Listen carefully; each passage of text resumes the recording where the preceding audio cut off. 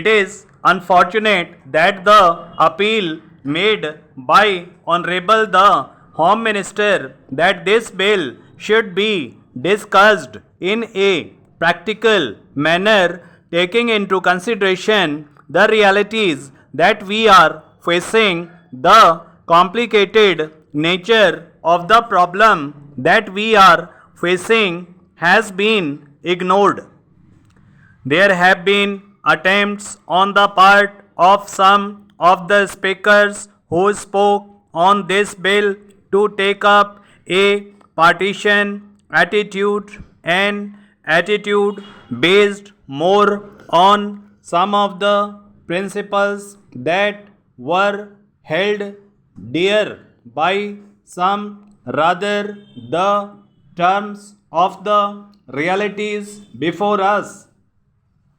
There is no use ignoring the fact that the desire of our constitution makers was that within 15 years since 26 January 1950, when the constitution came into force, India would be in a position to solve the problem of official language in the various parts of the country. The various points of view that were expressed then in Parliament would be taken into account by the government and by the people, and serious attempts would be made to see that some solution could be found. The bill that is before us is really an admission of our failure to solve the problem of official language. It is true that this bill give a new life to English as the official language, and that too for an indefinite period. Why had we to do this when there was a general desire on the part of the constitution makers that on the 26th January 1956 shall be the official language?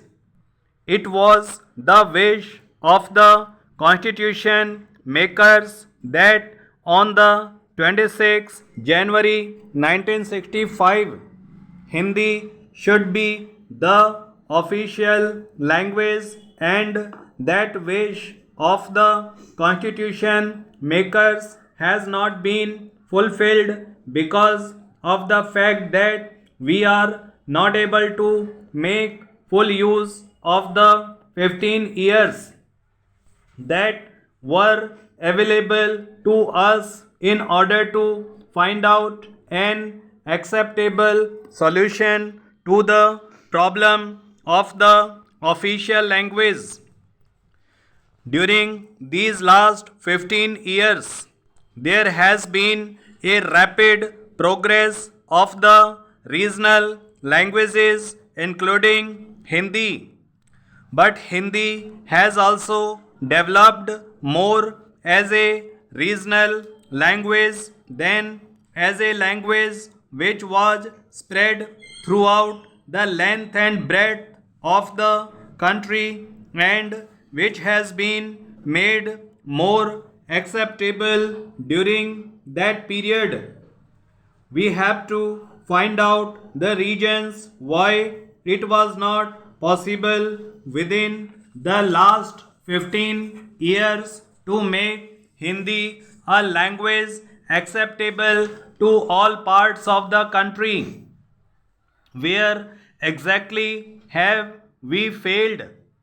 What exactly are the regions which have been responsible for the failure on the part both of the government and the people?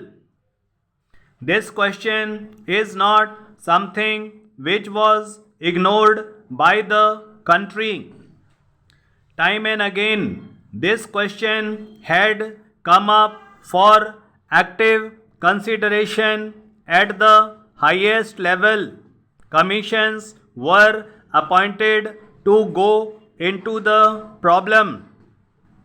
A parliamentary committee was appointed to go into this problem, and in the innumerable discussions, seminars, meetings, and discussions, this question had come before the country. The various political parties had offered their own solutions and had advocated certain steps which ought to be taken in order to see that language became a cementing force rather than a dividing force in our country. My own party has on more than one occasion made some concrete suggestions.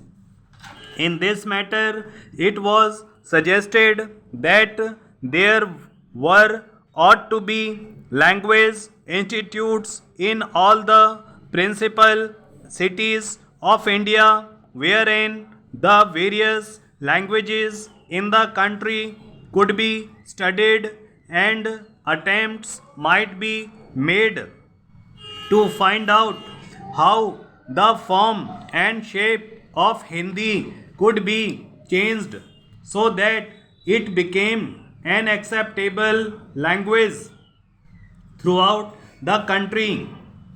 It was also suggested that there ought to be continuous exchange of students from one part of the country to another, especially with a view to finding out how the language problem could be solved by actual trial and error.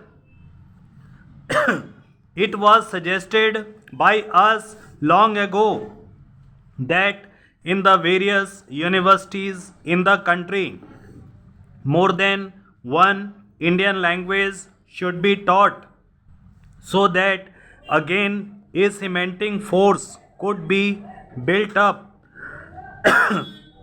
and ultimately we may be in a position to find out how Hindi could be made a language acceptable